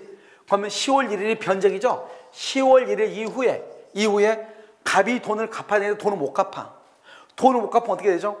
이 사람은 1번이고 이 사람은 2번이죠. 그럼 경매가 되면 이 다 없어지는 거잖아요. 그럼 경매가 되면 없으니까 이 사람들 손해요, 이익이에요? 손해죠. 손해니까 경매를 당해야 돼, 경매를 안 당해야 돼? 경매는 안 당해야 되겠죠. 그러니까 갑이 A한테 돈 갚을 날짜가 지났는데 돈을 안 갚아. 그러면 이 사람이 당연히 경매가 들어올 거 아니에요. 그러면 여기서부터 다 없어지니까 이 사람들은 손해가 될 거 아니에요. 그러면 경매를 막아야 되겠죠. 경매를 막으려면 돈을 갚아야 되겠죠. 1억을. 그 돈을 갑이 갚는 게 원칙인데 갑이 갚지 않으면 그때는요. 갑이 의사에 반하더라도 피담보 채권을 변제를 해. 누가요? 제3취득자가. 변제를 하고 저당권을 말소를 시켜. 그럼 저당권을 말소시키면 이제 경매가 된다 안 된다? 안 되죠. 그런데 이 1억을 원래 누가 갚아야 될 돈이죠? 갑이 갚아야 될 돈이죠. 갑이 갚아야 될 돈을 누가 갚아줬죠? 을이 갚아줬죠. 그래서 을이 갑한테 가서 그 돈 받아와야지. 그것을 뭐라고 한다? 구상권을 행사한다. 이렇게 얘기하는 거예요. 그러니까 어떻게 돼요? 갑이 A한테 돈 갚을 날짜가 지났는데 돈을 갚지 않아. 그러면 저당권자가 경매를 한다. 경매하면은 여기요 제3취득자는 다 소멸한다. 그럼 소멸하지 않으려면 돈을 갚아야 된다. 알겠죠? 그러니까 변제기 후에 돈을 갚지 않으면 채무자가 의사에 반하더라도 이 말은 무슨 말이냐? 채무자가 돈을 갚지 마라고 해도 알겠죠? 무조건 돈을 변제하고 저당권을 말소하고 그것을 갑한테 가서 다시 돈을 받아올 수 있다 이 말이죠.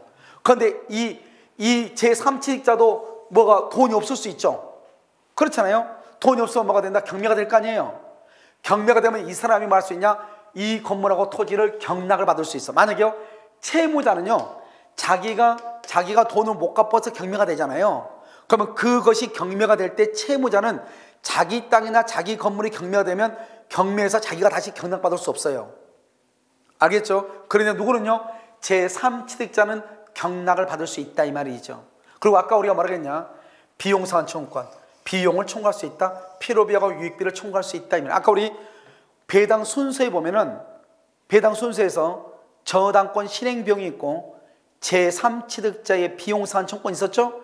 그 비용을 받을 수 있다. 이런 말이에요. 이해됐나요? 알겠죠? 이렇게. 이거 아주 중요하다. 제3취득자. 그래서 앞으로 있잖아요. 여러분 이렇게 나와. 봐봐. 저당권이 설정된 부동산의 전세권을 취득한 사람, 지상권을 취득한 사람, 매수한 사람 다 누굴 얘기해? 제3취득자를 얘기해. 그러면 제3취득자는 변제기 후 채무자의 의사에 반하더라도 피담보 채무를 변제하고 저당권을 말소를 청구하고 그다음 채무자한테 뭘 행사할 수 있다? 구상권 행사하고 만약에 경매가 되면 경매인이 될 수 있고 비용을 청구할 수도 있다. 경매 대금에서. 아시겠죠? 이렇게. 이걸 잘 알아야 돼. 아시겠죠? 그 다음에 제3취득자 비용상환 청구권 이게 있죠? 이것을 지금 얘기하는 거예요. 자, 경매인이 될 수 있다. 아까 지금 해놓은 것 제3취득자는 변제할 수 있다. 의사에 반해서라도 변제할 수 있다. 그러니까 다 얘기하는 것이고 마지막으로 저당권이 침해가 있죠. 여러분 봐봐요. 저당권은 점유한다 안 한다? 저당권하고 지역권은 점유한다 안 한다? 안 하죠. 그러니까 반환 청구를 행사할 수 없는 거예요. 이거 하나만 정확하게. 점유하지 않으니까 반환 청구권이 없다. 알겠죠? 자, 그 다음에 뭐가 있냐면 다른 거 다 필요가 없고 자, 그럼 뭘 보냐면 여기요 손해배상. 우리가 항상 손해를 배상한다 이렇게 얘기했을 때는 잘못이 있어야 돼. 그걸 귀책 사유라고 그래. 그때 손해배상 청구해. 자, 볼까요? 자, 봐봐. 여기 이게 뭐냐면 이 건물이요, 갑의 건물인데, 이 3층짜리 건물인데 각 층마다 2억에 해당한다 이 말이죠. 2억에 해당하는 이 건물 전체를요, 의리요 채권자가 저당을 잡았어.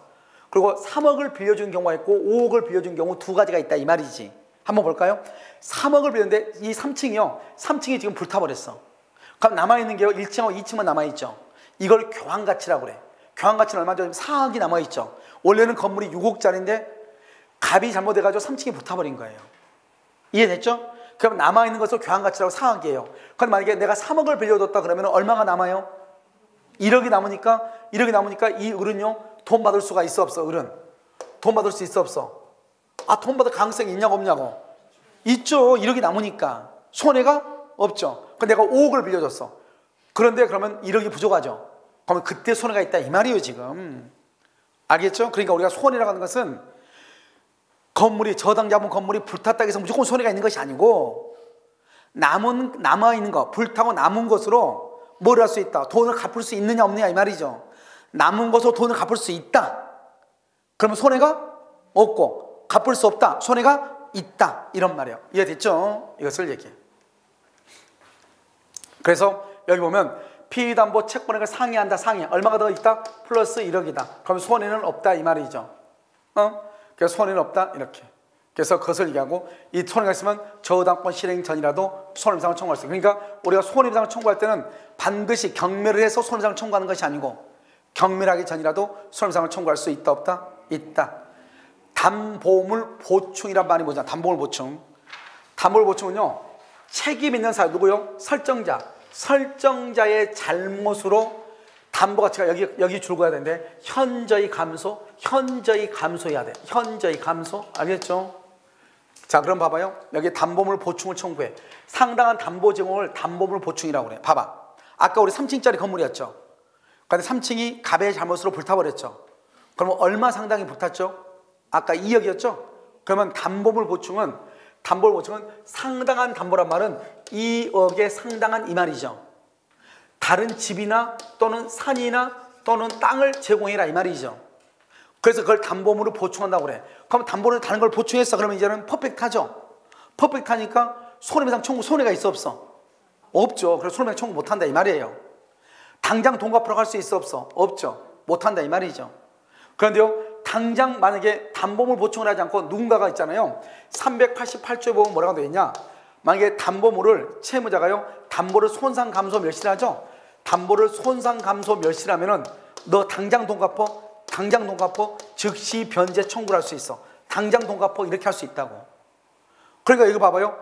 우리가요, 담보를 보충을 청구하게 되면 손해배상이나 즉시 변제를 청구할 수 없는데, 만약에 담보물 보충을 청구하지 않고 예를 들어서 너 당장 돈 갚아 그랬는데 아까 말했죠.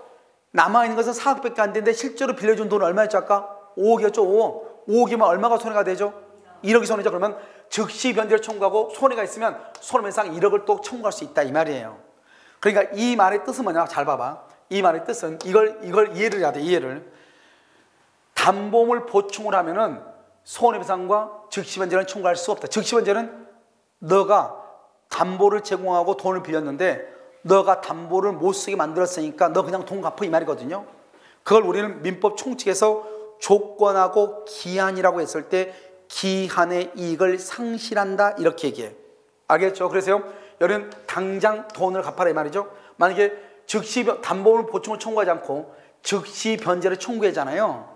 그러면은 손해가 있으면 손해배상을 별도로 청구할 수 있는 거예요. 별도로 할 수 있다. 손해배상을 청구할 수 있다. 이렇게 얘기하는 거예요. 그럼 이제 이해되셨나요? 알겠죠? 자, 이것을 얘기를 해. 자, 그래서 여기 봐봐. 자, 1번 담보물 보충을 청구하면 손해배상하고 즉시 변제를 청구를 못하는데 즉시 변제를 청구하면 2번 손해가 있으면 손해배상 도모할 수 있다. 청구할 수 있다. 이걸 그림을 읽을 수 있다. 이걸 읽을 줄 알아야 돼. 이거 말을. 이 말이 무슨 말인지 읽을 수 있어야 된다고. 그런데 봐봐. 상당한 담보 제공을 담보물 보충이라고 그랬죠. 이것은 누가 잘못했다? 누가 설정자 채무자나 물상보증인이 잘못했을 때 알겠죠? 그래서 그것이 현저히 가액이 감소가 됐을 때 현재의 감소. 그랬을 때 담보물 보충을 청구하는 것이다. 이런 말이에요. 아시겠죠? 여기 봐봐. 이게 이제 여러분요. 여기 즉시 변제가 이거예요. 우리가 이건 어디서 나오냐? 이걸 민법 총칙에 나와. 민법 총칙. 민법 총칙에서 어디냐? 기한의 이익 상실에서 나온다고. 기한의 이익을 주장하지 못한다. 이 말은 기한의 이익 상실이다. 이 말이에요. 기한의 이익 상실. 이걸 기한의 이익 상실이라고 그래. 알겠죠? 이건 뭐냐? 누가요? 채무자가 담보를 손상, 감소, 멸실. 채무자가 담보 제공을 하지 아니할 때 또는 뭘 할 때 파산 선고 받을 때 파산 선고를 받았을 때 이렇게. 그러면은 기한의 이익을 주장하지 못한다. 기한의 이익을 상실한다. 기한의 이익을 상실하면 즉시 변제를 청구한다. 이 말이에요. 알겠죠? 이것은 여러분요 민법 총칙에 나온 거라고. 담보를 손상, 감소, 멸실한다. 그러면 기한의 이익을 주장하지 못한다. 그러면 즉시 변제를 청구할 수 있다. 이렇게. 아시겠죠? 별것도 아니에요. 보니까 되게 어려워 보이는데 물론 어려워 보여요. 왜냐하면 여러분들 처음 들으니까요. 민법 총칙과 이게 막 서로 연결이 돼야 되는데 아직 그 연결이 안 되니까 그러는 거예요. 아시겠죠? 자, 여기까지가 여러분요 뭐냐면 저당권이에요. 저당권이 엄청나죠.